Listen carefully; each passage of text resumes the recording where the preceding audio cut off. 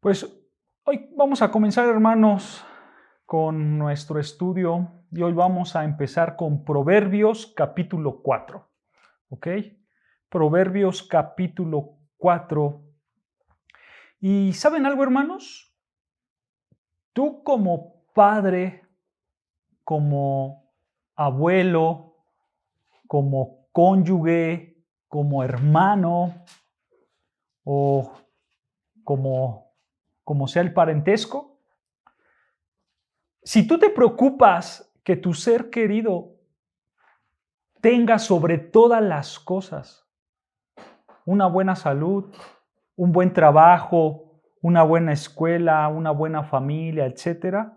Si tú te preocupas por todas esas cosas, sobre todo, eso indica que tu mente está en las cosas del mundo.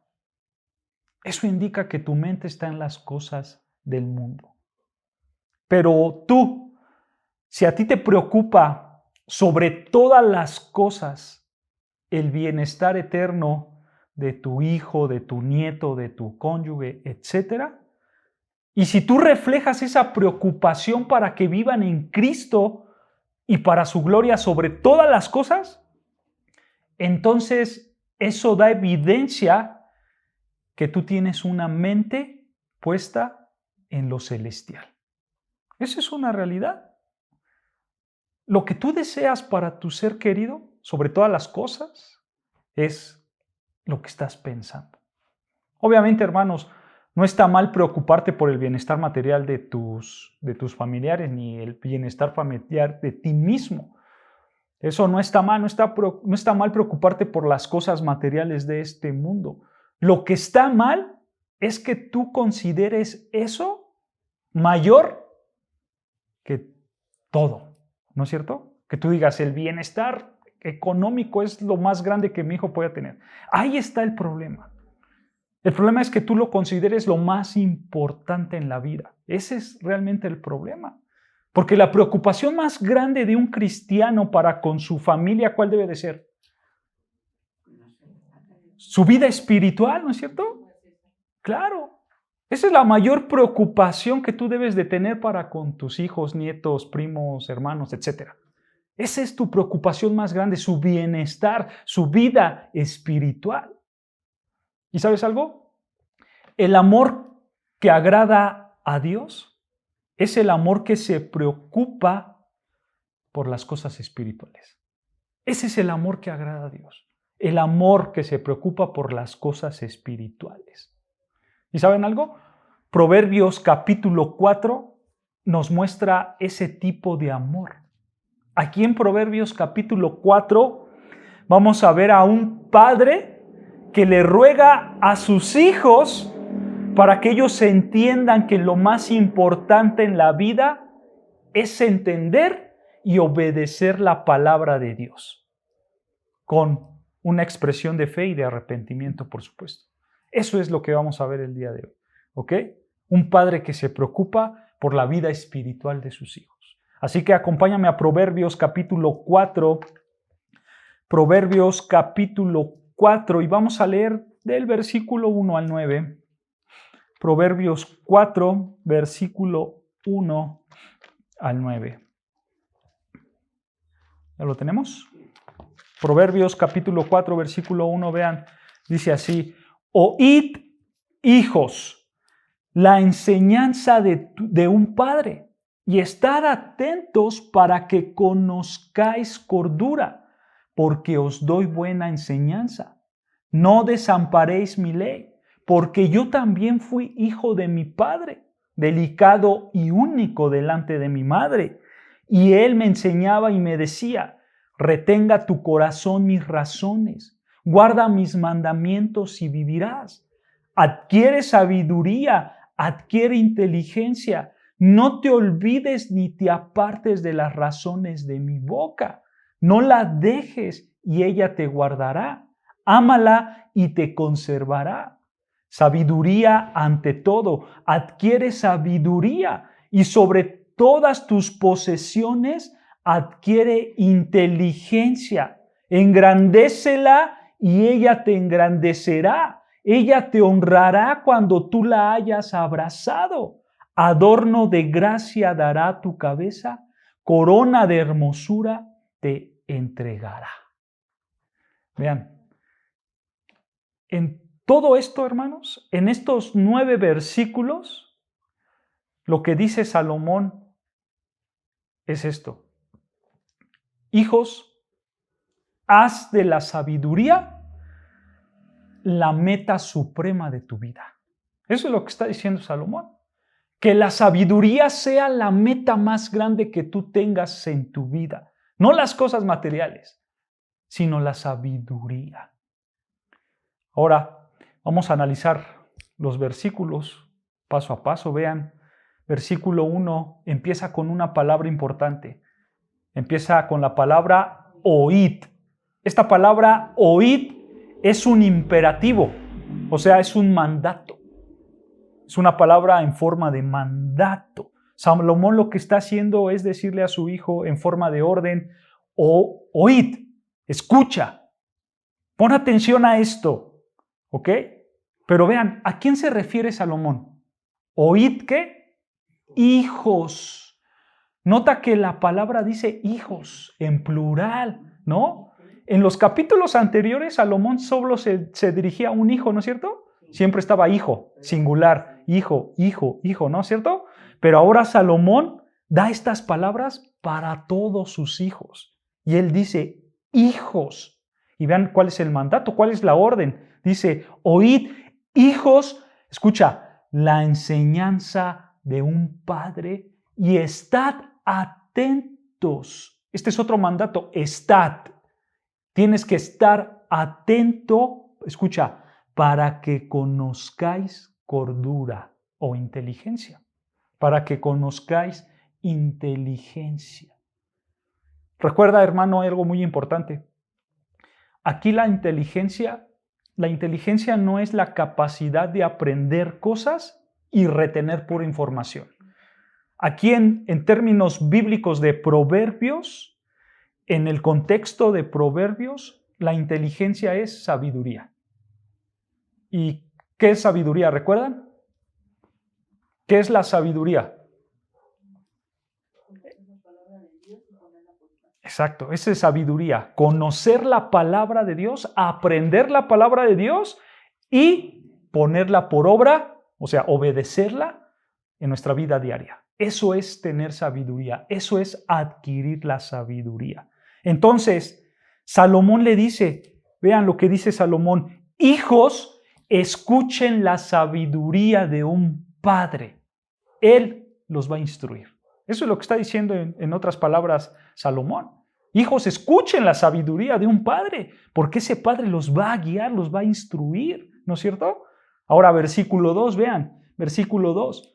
Porque os doy buena enseñanza, no desampararéis o no abandonarás mi ley. Vean, es la misma idea. Hijos, no desechen mis enseñanzas, no desechen mis instrucciones. Pero aquí hay algo importante que tenemos que hacer notar. Estas instrucciones que está hablando Salomón, cuando él se refiere a mi ley, él se está refiriendo a instrucciones, a mandatos. Pero él no está diciendo, hijos, no vayas a llegar noche a la casa. O, hijo, no vayas a tal lugar. Esas no son las instrucciones o los mandatos o la ley que tenían que obedecer los hijos de Salomón. Esas no son. Las instrucciones que Salomón tiene en mente para sus hijos son las instrucciones de la palabra de Dios. Lo que está diciendo Salomón es, hijo, tú tienes que aprender a aplicar la palabra de Dios en tu vida diaria. Porque eso es sabiduría, ¿no es cierto? Sabiduría es adquirir el conocimiento bíblico y practicarlo, ponerlo por obra. Entonces, cuando Salomón dice mi ley, mis instrucciones, no se refiere a las instrucciones que un padre terrenal puede dar, sino que se refiere a las instrucciones bíblicas, a lo que Dios manda. Por eso dice el versículo 1, conozcan cordura, conozcan la sabiduría, ¿no es cierto? Porque Salomón está apuntando a la ley de Dios, a la obediencia a Dios. Ahora, versículo 3, vean. Esto es importante. Versículo 3 dice, porque yo también fui hijo de mi padre, delicado, o sea, tierno y único delante de mi madre. Esta es una realidad para las madres, ¿no es cierto? Porque todas las madres piensan que sus hijos son tiernos y únicos, ¿no es cierto? Aunque los niños sean el más desobediente, aún así su hijo es tierno y único para ellos, ¿no es cierto? Y es normal, hermanos, porque eso habla del amor maternal, ¿no es cierto? Y así lo está diciendo Salomón. Y Salomón, vean, Salomón no lo dice por arrogancia. Salomón no lo dice para que yo soy el favorito de mi mamá. No, Salomón lo que está hablando es simplemente del amor maternal, ¿no saben? Ahora, ¿tú sabes quién eran los padres de Salomón? Porque aquí dice, yo también fui hijo de mi padre y único delante de mi madre. Él se está refiriendo a sus papás. ¿Quiénes fueron los papás de Salomón, saben? David, el papá, y la mamá, ¿quién fue? David y Betsabé, exacto. Esos fueron los padres de Salomón, David y Betsabé. Eso lo puedes ver, si quieres apuntarlo para que luego lo leas, en 2 de Samuel 12:24. 2 de Samuel 12:24, allí vas a ver que ellos son sus padres, David y Betsabé. 2 de Samuel 12:24. Entonces, vean, Salomón le está diciendo a sus hijos que su papá David le decía algo, le enseñaba algo. ¿Qué es lo que le enseñaba? Vean, versículo 4. Ahí está lo que le enseñaba David a Salomón. Versículo 4. Y él me enseñaba, o sea, el papá David le enseñaba y me decía, escucha, retenga tu corazón mis razones, guarda mis mandamientos y vivirás. Otra vez, hermanos, David no le decía a Salomón, pórtate bien, o tiende tu cama, o compórtate cuando vayamos a un lado, compórtate bien y entonces vas a vivir. No. Lo que se está refiriendo David a Salomón es lo mismo que Salomón le estaba diciendo a sus hijos. Retén, guarda la palabra de Dios. Guarda la ley. Guarda los mandamientos. Claro, ese era el corazón de David. David deseaba guardar la ley de Dios, ¿no es cierto? Entonces Salomón le dice a sus hijos, escucha, así como mi padre David me enseñó a guardar la ley de Dios, ahora yo les voy a enseñar a ustedes a guardar la ley de Dios, a que tengan sabiduría. Y por eso Salomón agarra y escribe todo el libro de Proverbios. Por eso Salomón escribió estos 31 capítulos para dejárselos a sus hijos y que ellos pudieran aprender la sabiduría, o sea, la obediencia a Dios. ¿Se dan cuenta? Ahora, aquí podemos ver dos grandes verdades. La primera verdad, hermanos, que podemos ver aquí, y es importante, vean que la instrucción espiritual y la instrucción moral se lleva a cabo primordialmente en el hogar. ¿No es cierto? Ese es donde, en primer lugar, se lleva la instrucción espiritual y moral. Ve, Salomón aprendió en su casa, ¿no es cierto? Aprendió de su papá David. Y ahora Salomón le enseña a sus hijos en su casa, ¿no es cierto? Hermanos, el hogar es el lugar donde se debe de criar e influenciar a los hijos en el área espiritual. Ahí es. No es afuera, no es en la iglesia, no es en un congreso, no es en un grupo de jóvenes, es en la casa. Tanto padre como madre tienen esa responsabilidad primordial de enseñarle a sus hijos ¿qué? Sabiduría. O sea, la palabra de Dios y cómo aplicarla a su vida.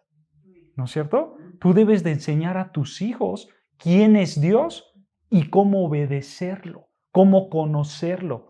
Y por supuesto tú lo guías a través de la palabra de Dios. Esa es la responsabilidad de los padres. Esto demanda, por supuesto, hermanos, demanda mucho estudio de la palabra de Dios. Demanda que los padres estudien la palabra de Dios. Porque hay una verdad, hermanos, que no debemos de ignorar. Toda la palabra de Dios es verdad, ¿no es cierto? Sí. Toda la palabra de Dios es inerrante, o sea, no se equivoca, no tiene errores. ¿No es cierto? Por el simple hecho de que es la palabra de Dios. Eso es una verdad, ¿no es cierto? Pero hay otra verdad muy grande. Y la verdad es que en la aplicación de la palabra de Dios, en la interpretación de la palabra de Dios, tú te puedes equivocar. ¿No es cierto? Porque tú vives bajo un mundo lleno de pecado. Porque tú vives en pecado como ser humano. Todos somos pecadores. Y entonces tú puedes sacar una mala interpretación de las Escrituras. ¿No es cierto?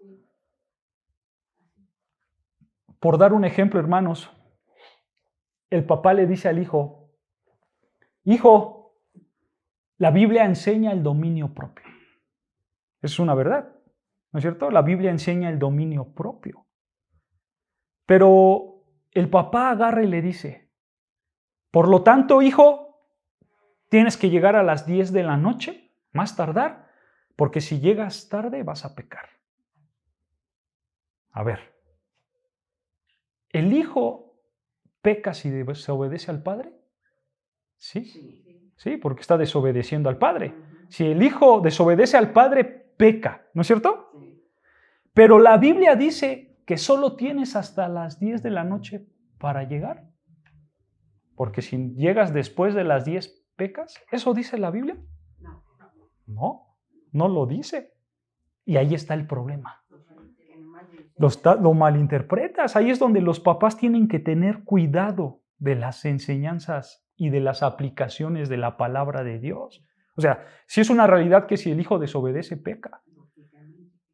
Pero si llega después de las 10 de la noche, no hay ningún mandato que prohíba que después de la noche ya es pecado, ¿no? Pero el papá lo exageró, ¿no?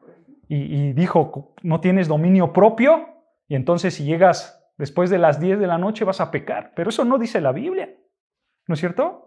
Por eso nosotros, hermanos, reconocemos que la Biblia tiene una sola interpretación, pero tiene muchas aplicaciones para nuestra vida diaria. Por ejemplo, hablando del dominio propio. El dominio propio, hermanos, en un hogar se puede aplicar para que el hijo se despierte a las 7 de la mañana y pueda levantarse e irse a la escuela, ¿no? Ahí sí se puede aplicar en un hogar. Pero en el otro hogar, esta familia dice, pues a mí no me importa si mi hijo se para temprano o se para tarde. A mí lo que me importa es que él cumpla con sus responsabilidades. Y él aplica el dominio propio en sus responsabilidades. No en que si se para temprano o no. ¿Se dan cuenta? La aplicación de la palabra de Dios es distinta porque son distintas familias. Son distintas circunstancias. Entonces, padres, como dicen coloquialmente, ¿no? Deben de estar bien truchas. Deben de estar bien atentos a la aplicación de la palabra de Dios, a la interpretación de la palabra de Dios. Porque tú tienes que interpretarla correctamente. Porque si no interpretas correctamente, te vas a volver legalista. Esa es una realidad. Porque unos padres pueden decir, mis hijos ven el celular o el internet solo 30 minutos. Yo los dejé 30 minutos. Otros padres pueden decir, no, yo los dejé 3 horas, 4 horas a que mis hijos estén en el internet. Pero ¿qué pasa? El hijo se pasa de ese tiempo. El hijo se pasa de los 30 minutos y llega el padre y le dices, eres un pecador porque no tienes dominio propio, no puedes controlarte ni tantito. Y ahí está el error. Porque la Biblia no dice que si te pasas de los 30 minutos, entonces ya eres un pecador y no tienes dominio propio. ¿Se dan cuenta? A veces en la aplicación a los hijos es muy delgado el que nosotros podamos malinterpretar las Escrituras, ¿no es cierto? Por eso padres hay que estar muy atentos a las Escrituras. Incluso nosotros mismos, a nuestra misma aplicación de las Escrituras, tenemos que estar muy atentos a la palabra de Dios. Entonces, vean que desde el versículo 1 aquí en Proverbios al versículo 4, vemos que el hogar, la casa, es el lugar donde los hijos deben de aprender la palabra de Dios y cómo aplicarla a su vida. ¿No es cierto? Es en la casa, es en el hogar. Ahora, de manera implícita, hermanos, esto apunta a que los padres deben de aprender correctamente la palabra de Dios. Porque si no, ¿cómo van a enseñar la Biblia si los padres no conocen las Escrituras? ¿No es cierto? Y recuerda, esto es muy importante. Cuando tú enseñas la palabra de Dios, tú no enseñas tus ideas, tú no enseñas tus tradiciones. Es que así me dijo mi abuelita que se tenía que hacer. No. Recuerda, ¿tú qué enseñas? La palabra de Dios. Efesios 6, ¿no es cierto? Tú enseñas a tus hijos conforme al Señor. Tú les enseñas disciplina y amonestación conforme al Señor. No conforme a tus ideas. No conforme a lo que te enseñó tu familia. ¿Se dan cuenta? Y ciertamente, hermanos, los padres tienen un privilegio muy grande. ¿Cuál es el privilegio? Pues es que Dios, por supuesto que conoce a todas las personas. Dios conoce quiénes son tus hijos y Dios por eso te los ha dado. Y ese es el privilegio que Dios te dio a estos hijos. Y por lo tanto, tú los conoces. Tú conoces perfectamente a tus hijos, ¿no es cierto? Un padre sabe cómo es sus hijos. Saben perfectamente cómo son ellos. Porque tus hijos pasan la mayoría de tiempo con los padres, ¿no es cierto? Entonces, por obvias razones se conocen y es una bendición que tú conozcas a tus hijos. Pero también hay algo muy importante. Los hijos ven cómo tú eres, ¿no es cierto? Los hijos ven qué haces. Los hijos ven cómo te esfuerzas para alcanzar la obediencia y la gracia de Dios. Esto es importante también. O sea, tú no solamente tienes la bendición de saber cómo son tus hijos, sino que por otro lado tú tienes la responsabilidad de cómo conducirte delante de tus hijos, ¿no es cierto? Cómo hablas, cómo piensas, qué dices, qué no haces. Todo eso lo ven los hijos, ¿a poco no? Claro, esa es la realidad, hermanos, ¿no es cierto? Y este por supuesto que es un privilegio, porque padre, tu casa, de verdad, tu casa es tu campo misionero, como papá.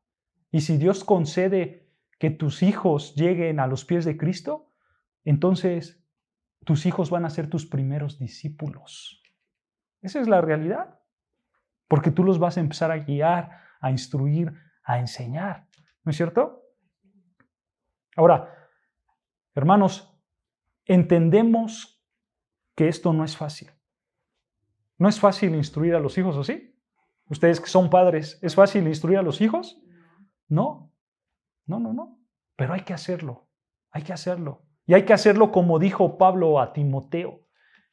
Ejercítate en la piedad. Así le dijo Pablo a Timoteo. Ejercítate en la piedad. O sea, estudia. No lo dejes. Trabaja en ti. Ejercítate. Para que después tú puedas compartirlo. ¿Se dan cuenta? Primero se trabaja en uno y después se comparte. Esa es una realidad. ¿Habrá luchas en el proceso? Sí, habrá luchas, habrá cosas, pero tú debes de ser ejemplo a tus hijos. Debes de ser ejemplos. Mis hijos ya me vieron que le grité a mi esposa. Mis hijos ya me vieron que le grité a mi esposo. Porque los hijos se dan cuenta de todo, ¿no es cierto? Ah, bueno.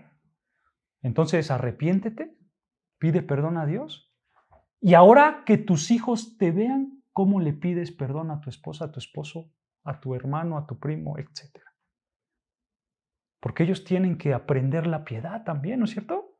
Tú tienes que ser ejemplo para ellos. Así como te vieron pecar, ahora que te vean cómo te esfuerzas para buscar la santidad de Dios. ¿No es cierto? Esa es la realidad que todos tenemos. Esa es la realidad que todos los padres tienen que ejercer para con sus hijos, porque tú estás ejercitando la piedad. Ahora, no estamos hablando de perfección, hermanos, porque perfecto solo hubo uno, ¿no es cierto? El Señor Jesucristo. Sino simplemente estamos hablando de que tú trabajas en tu santidad día a día. Pecas, sí, pecas, pero pides perdón, te arrepientes y haces lo que el Señor te da. Seguramente Salomón vio a David pecar y vio que su padre también pedía perdón. Claro. Por eso Salomón recibió la palabra. Claro, porque David no solamente predicaba con la palabra, también con el ejemplo. Y por supuesto, Salomón se dio cuenta de muchas cosas, por supuesto, ¿no es cierto? Entonces, date cuenta algo, hermano. La manera en que tú enfrentas el pecado en tu casa, esa va a ser una lección para tus hijos. Esa es una realidad.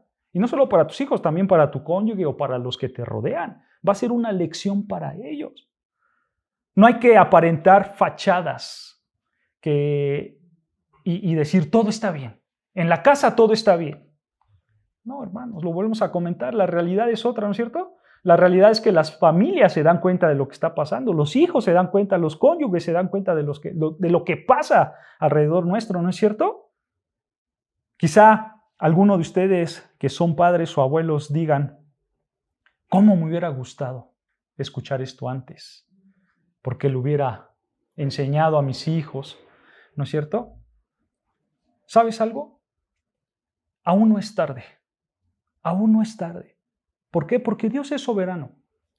Dios simplemente pide que te arrepientas en las áreas donde has fallado, que ores al Señor y que empieces a vivir conforme a la palabra de Dios.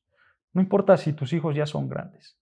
Tú puedes ser ejemplo aún para tus hijos, porque tú puedes vivir conforme a la palabra de Dios y ser ejemplos para ellos. Tú puedes ser una influencia evangelística para tus hijos. Y de la misma manera esto pasa con los abuelos. Los abuelos de la misma manera. El contacto que tú tengas con tus hijos o con tus nietos, que sea un contacto evangelístico. Un contacto santificador. Que tú seas de ejemplo para con ellos. ¿Cómo lo vas a hacer? Simple, con tu actitud. ¿Cómo te comportas delante de ellos? ¿Cómo vives delante de ellos? ¿Conforme al mundo o conforme a la palabra de Dios? ¿Te das cuenta? Aún no es tarde para que tú seas de impacto para tus hijos o para tus nietos. Obviamente aquí, hermanos, tenemos que mencionar algo y especialmente para los abuelos o los que ya tienen hijos grandes, ustedes tienen que ser prudentes porque tú no vas a tomar el rol de padre y vas a tratar a tu hijo como si tuviera 15 años, cuando la realidad es que ya tiene 40 y tantos y tiene 2 hijos. Obviamente no lo vas a tratar igual. Debes de ser prudente, ¿no es cierto? Deben de ser sabios. Ustedes cuando puedan, sean un ejemplo vivo de la palabra de Dios para con sus hijos y para con sus nietos. Esto se aplica para todos, no solamente se aplica para los padres que tienen hijos pequeños, ¿se dan cuenta? La aplicación de esto es para todas las edades. Al final todos debemos de ser ejemplo, ¿no es cierto? Porque dice el Señor que debemos de ser sal y luz para este mundo. Claro.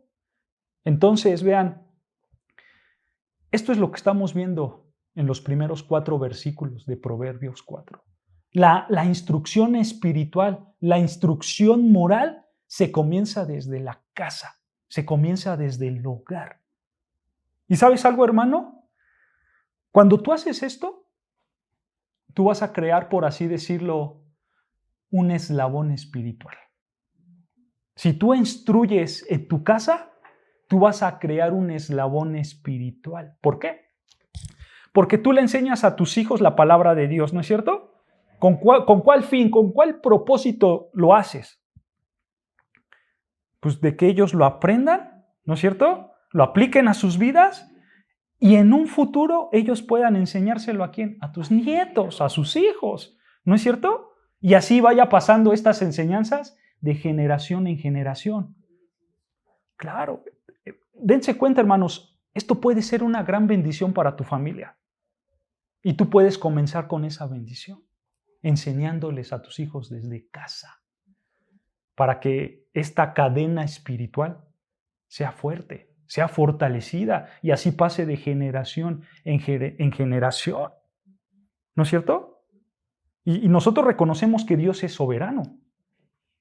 Que si tú aplicas la palabra de Dios, hermanos, como Dios es soberano, no solamente el impacto va a ser en tu casa, el impacto puede ser grande, puede llegar a tus vecinos, ¿no es cierto? Puede llegar a tus hermanos, a tus primos, a tus tíos, e incluso el impacto puede llegar hasta en tu mismo trabajo, porque estás viviendo conforme a la palabra de Dios, porque tú vives una vida santa, porque tú eres luz en medio de la oscuridad. ¿Se dan cuenta? Esto es una bendición que Dios nos da en gran manera, porque tú puedes ser el causante de que el eslabón comience de una cadena espiritual muy grande. Simplemente, ¿qué requieres? Compromiso con el Señor. Obedecer al Señor. Por supuesto, también tienes que orar. Orar al Señor. Porque oras para que tus hijos se salven, ¿no es cierto? Y después para que tus nietos se salven. Y para que tus bisnietos se salven. Y para que la misericordia de Dios siga esa cadena de bendición espiritual. Ese es tu trabajo también. No solo dar ejemplo, sino orar al Señor. Ten misericordia de mis hijos, ten misericordia de mis nietos, de mis bisnietos, y etcétera. Claro, eso es importante, es lo que estamos viendo. Obviamente, simplemente piensa en quién era David. Un hombre conforme al corazón de Dios. Él estudiaba las Escrituras, él veía, por eso le enseñaba a Salomón lo mismo. Salomón hacía igual, él estudiaba las Escrituras y se los enseñaba a sus hijos. La misma idea es para nosotros. Nosotros estudiamos las Escrituras para enseñarla a nuestros hijos. Pero dense cuenta, esto trasciende no solo a nuestros hijos, sino lo volvemos a comentar, primos, hermanos, vecinos, en el trabajo, compañeros, etc. Esto es para todos, porque al final nosotros somos la luz en medio de esta oscuridad. Y debemos de compartir, las enseñanzas de nuestro Señor Jesucristo. ¿No es cierto?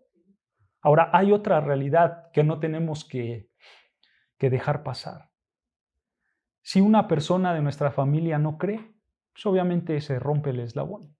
Esa es una realidad. ¿No es cierto? Claro, claro. Esto nos hace pensar en algo, hermanos, algo muy importante. Esto nos hace pensar en la responsabilidad que tiene cada persona delante de Dios. ¿A poco no? Porque ciertamente tú puedes orar. Tú puedes entregarte. Tus hijos se pueden entregar, pero ¿qué tal si tu nieto no? Cada quien es responsable, ¿no es cierto? Y esto nosotros lo tenemos que entender. Tenemos que entender que tú puedes ser padre, tú puedes ser un abuelo piadoso y a lo mejor tener el hijo más pecador. Esa es una realidad, ¿no es cierto? Pero tú, hijo, hay una realidad también muy grande. Tú no te puedes culpar por las acciones de tus hijos. Eso es una verdad muy grande. Tu hijo no puedes culparte por las acciones de tu padre y tu padre no puedes culparte por las acciones de tus hijos. Eso lo enseñan las Escrituras. Vean, acompáñame a Ezequiel 18. Ezequiel 18, versículo 1. Ezequiel, el profeta Ezequiel, capítulo 18, versículo 1. Vean lo que... versículo 1. Vamos a empezar desde el versículo 1. Ezequiel 18, versículo 1. ¿Ya lo tenemos? Vean. Ezequiel 18.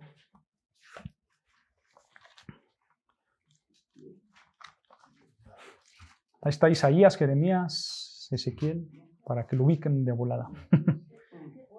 Vean, así dice la palabra del Señor. Ezequiel, capítulo 18, versículo 1, dice: vino a mí palabra de Jehová diciendo. Escucha. ¿Qué pensáis vosotros los que usáis este refrán sobre la tierra de Israel que dice: los padres comieron las uvas agrias y los dientes de los hijos tienen la dentera. Detengámonos aquí tantito. Este refrán, hermanos, a lo mejor lo vemos y, ay caramba, ¿qué quiere decir? ¿No? Pero este refrán simplemente está hablando de la responsabilidad propia, de la culpabilidad propia. ¿Ok? Simplemente lo que está diciendo este refrán, que hay personas que le echan la culpa a otros de lo que uno hace.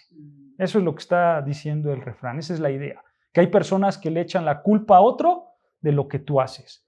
¿Ok? Pero vean, versículo 3, lo que dice, versículo 3. Vivo yo, dice Jehová el Señor, que nunca más tendréis por qué usar este refrán en Israel. O sea, nunca vas a tener que echarle la culpa a alguien más. Y vean versículo 4. He aquí que todas las almas son mías, como el alma del Padre, así el alma del Hijo es mía. Y escucha, el alma que pecare, esa morirá. Versículo 5, escucha, y el hombre que fuere justo e hiciere según el derecho y la justicia. Nota algo, aquí el versículo 5 es importante. Porque aquí el versículo 5 habla del hombre que fuere justo, ¿no es cierto? O sea, está hablando del hombre que ha creído en Dios, el hombre que es justo, el hombre que vive conforme a la justicia de Dios, el hombre que le ha dado su vida a Dios. En pocas palabras, aquí se está hablando de un hombre creyente.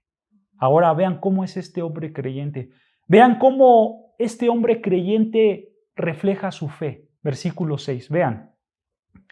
Que no comiese sobre los montes, ni alzare sus ojos a los ídolos de la casa de Israel, ni violare la mujer de su prójimo, ni se llegara a la mujer menstruosa. Vean, nota, este hombre está mostrando su fe obedeciendo la palabra de Dios, ¿no es cierto? Él no come sobre los montes, o sea, no es un idólatra, no desea a la mujer de su prójimo. Y vean versículo 7, ni oprimiere a ninguno, que el deudor devolviese su prenda, que no cometiere robo y que diere su pan al hambriento y cubriera al desnudo con su vestido. O sea, este hombre es compasivo, este hombre ayuda al necesitado, este hombre manifiesta su justicia ayudando al que necesita. Y vean versículo 8, que no prestare a interés ni tomare usura. O sea, este hombre no es avaro, este hombre no explota a las gentes. Continúa el versículo 8, que de la maldad retrajese su mano e hiciera juicio verdadero entre hombre y hombre. Versículo 9, en mis ordenanzas caminaré y guardaré mis decretos para hacer rectamente. Este es justo. Y escucha, este vivirá, dice Jehová el Señor. Vean, hermanos, vean, aquí tenemos a un hombre de Dios, ¿no es cierto?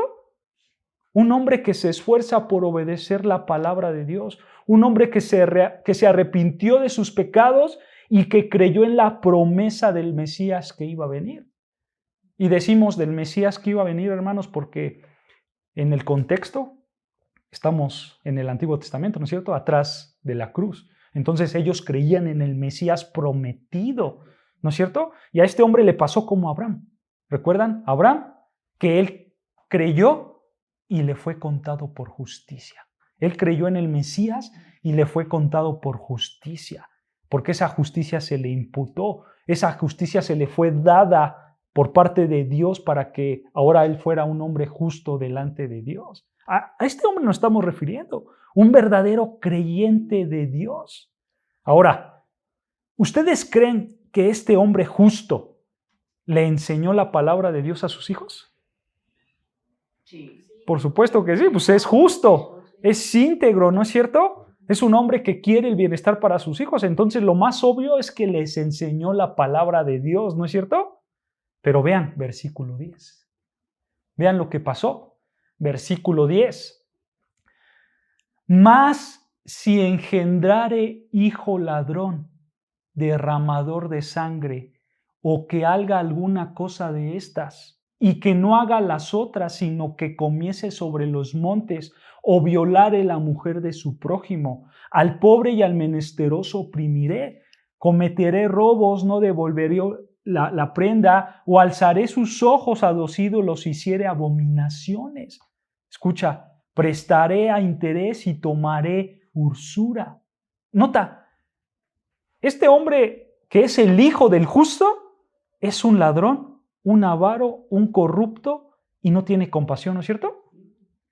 Así es este hijo. Y vean al final del versículo 13, ¿vivirá este? No vivirá. Todas estas abominaciones hizo. De cierto morirá, su sangre será sobre él. Hermanos, ¿cómo es posible que un hombre de Dios pueda tener un hijo así? Bueno, llega a pasar. Llega a pasar, ¿no es cierto? En la Biblia hay muchos ejemplos. ¿Recuerdan algún ejemplo de esto? De un hombre justo que tiene a un hijo muy pecador. ¿Recuerdan un ejemplo? Salomón, Samuel el profeta tenía a sus hijos, pero David, uno de sus hijos, Absalón, ¿no es cierto? Violó a su media hermana, ¿no es cierto? Job, probablemente Job pudo tener hijos, era Absalón el que lo quería matar. Es más, no nos vayamos tan lejos, los primeros hombres, Adán y Eva, ¿a quién tuvieron? Caín mató a su hermano. Son ejemplos reales, hermanos, ¿no es cierto? Entonces, nosotros podemos ver muchos ejemplos de hombres piadosos que engendran hijos malos. Esa es una realidad, hermanos.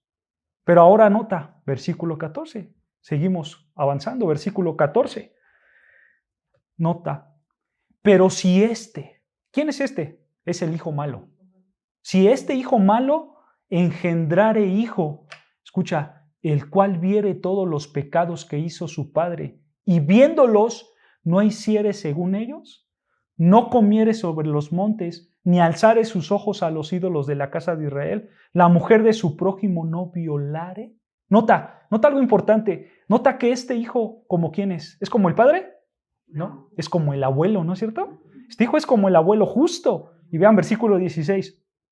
Ni oprimiere a nadie, la prenda no retuviere, ni comiere robos, al hambriento diere su pan, y cubiere, con vestido el desnudo. Apártase de su mano del pobre, interés y usura no recibiré, guardaré mis decretos y anduviere en mis ordenanzas. Y escucha, no morirá por la maldad de su padre, de cierto vivirá. Versículo 18, su padre, por cuanto hizo agravio, despojó violentamente al hermano e hizo en medio de su pueblo lo que no es bueno. He aquí que él morirá por su maldad. Y si dijeres, ¿por qué el hijo no llevare al pecado de su padre? Porque el hijo hizo según el derecho y la justicia. Guardó todos mis estatutos y los cumplió. De cierto vivirá. Y escucha, el versículo 20 es importante. El alma que pecare, esa morirá. El hijo no llevará el pecado del padre, ni el padre llevará el pecado del hijo. La justicia del justo será sobre él, y la impiedad del impío será sobre él. Ahí está. ¿Se dan cuenta, hermanos? Nadie lleva el pecado de nadie. Aquí encontramos dos noticias. En todo esto que leímos, encontramos dos noticias. Una buena y una mala. ¿Cuál quieren escuchar primero?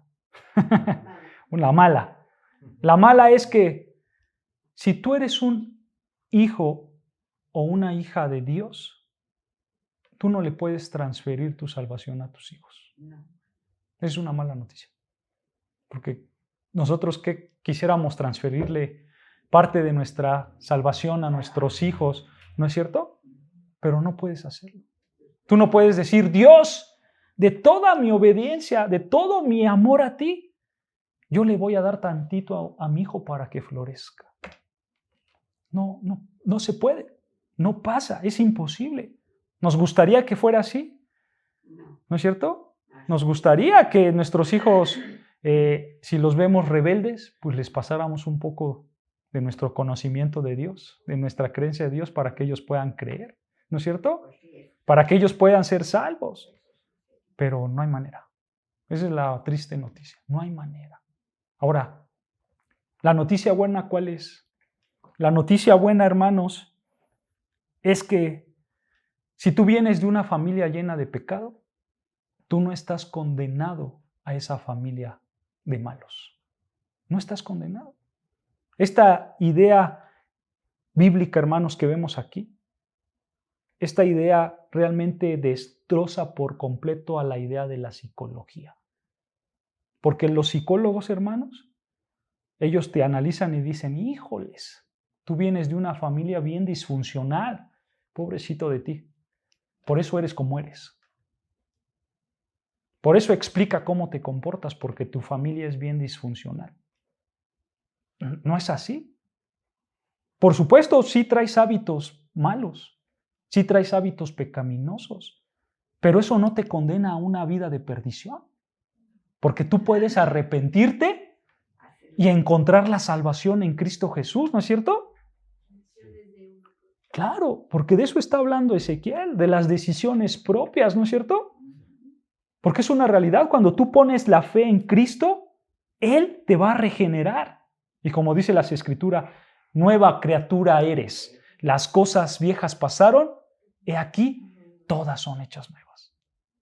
Esa es una gran verdad, ¿no es cierto? Y esta es una noticia muy buena, porque la mayoría de nosotros venimos de familias malas, ¿no es cierto? Y entonces su maldad no se nos transfiere a nosotros y podemos llegar a la salvación.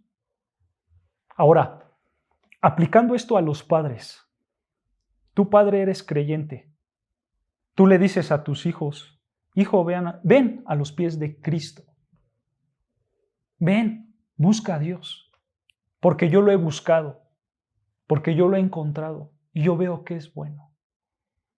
Pero agarra y tu hijo te dice, ay papá, si tú eres bien hipócrita, ay papá, si tú eres un pecador, si tú hiciste esto y esto y esto. En ese momento tú tienes que decirle, hijo, detente ahí. Él o ella no pueden decirte eso. Él o ella no te pueden decir cómo eras antes, gracias a este pasaje. Tú le puedes decir, hijo, ven, escucha, versículo 20. El alma que pecare, esa morirá. El hijo no lleva el pecado del padre, ni el padre llevará el pecado del hijo. La justicia del justo será sobre él y la impiedad del impío será sobre él. En pocas palabras, hijo, cada uno es responsable de sí mismo. ¿No es cierto? Esa es la realidad. Por desgracia, los hijos ven la vida de pecado del padre o de la madre y quieren justificar su rebelión en contra de Dios acusándolo a los padres, ¿no es cierto?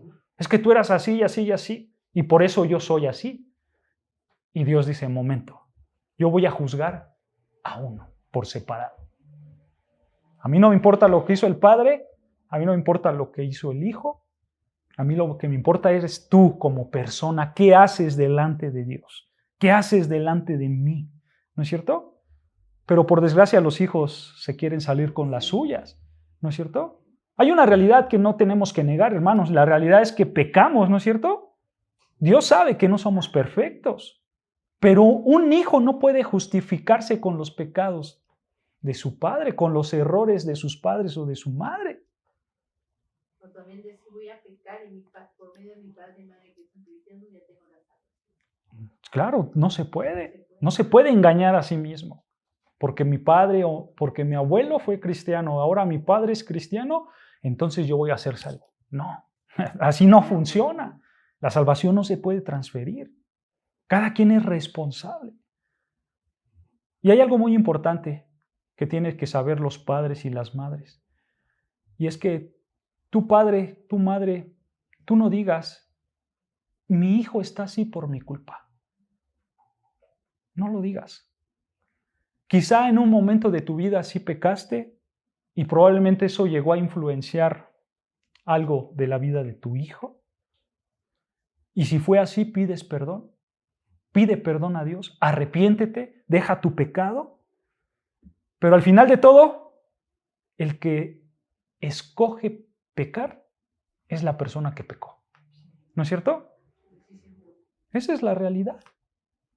El padre no peca, es el hijo que peca. O al revés, el hijo no peca, es el padre que peca. ¿No es cierto? De eso nos está hablando Ezequiel. Hay una responsabilidad que todos tenemos delante de Dios. Y es una responsabilidad personal, individual. La tendencia pecaminosa, ¿cuál es? Echarle la culpa a todos, ¿no?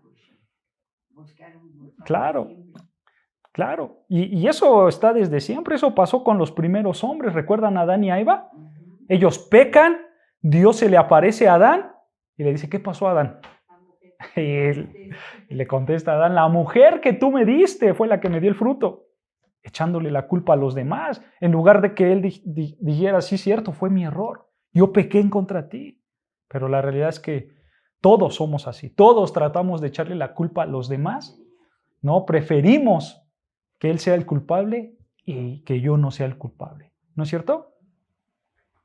Pero hay una verdad también muy grande, hermanos. Y la verdad es que si nosotros pecamos, Dios es fiel y justo para perdonar nuestros pecados.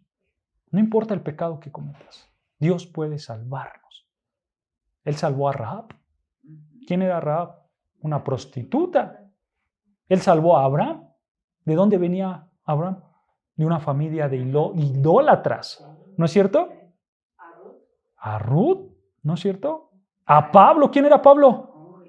Un asesino. Él mataba a cristianos. ¿No es cierto? A Magdalena. O sea, vean, nosotros podemos ver a muchos ejemplos de la Biblia de hombres muy malos, mujeres muy malas, pero Dios los salvó. ¿No es cierto? Y así Dios puede salvarnos a nosotros, a nuestros hijos, a nuestros nietos, sin importar cómo sean. Dios los puede salvar. Solo ellos tienen que arrepentirse y creer en el Señor Jesucristo. Esa es la realidad, ¿no es cierto? Y hermanos, hay que enseñar esto a nuestros hijos. Hay que enseñar esto a nuestros nietos. Y por supuesto a todos, ¿no es cierto? Hay que enseñarle y que ellos puedan decir, yo soy responsable de mis propios pecados. Si ellos entienden esto, hermanos, ellos van a estar del otro lado, de verdad. Porque si tú entiendes que tú eres responsable delante de Dios, tú vas a entender que eres pecador y que necesitas un Salvador. ¿No es cierto? Claro, a nadie, porque es tu responsabilidad, son tus acciones y cada acción tiene consecuencias. ¿Cuáles son las consecuencias? La paga del pecado es muerte. Y eso le tienes que enseñar a tus hijos, a tus nietos, a tu familia, al que te rodee, para que ellos puedan alcanzar la bendición de la sabiduría. Y dense cuenta, esto es responsabilidad de los padres, de todos nosotros, enseñar a nuestros hijos. Y eso es lo que Salomón quería enseñarle a sus hijos. ¿Se dan cuenta? Entonces, dentera quiere decir culpar a otro. ¿Cómo? Dentera. Dentera. En el versículo 2. Literalmente no sé, les investigo la traducción literal, pero el refrán era ese. ¿Ok? Entonces, hasta aquí acabamos, hermanos. Todavía nos faltó más versículos, pero ya se va a acabar el tiempo. Hasta aquí lo dejamos y si Dios quiere, la próxima semana le continuamos.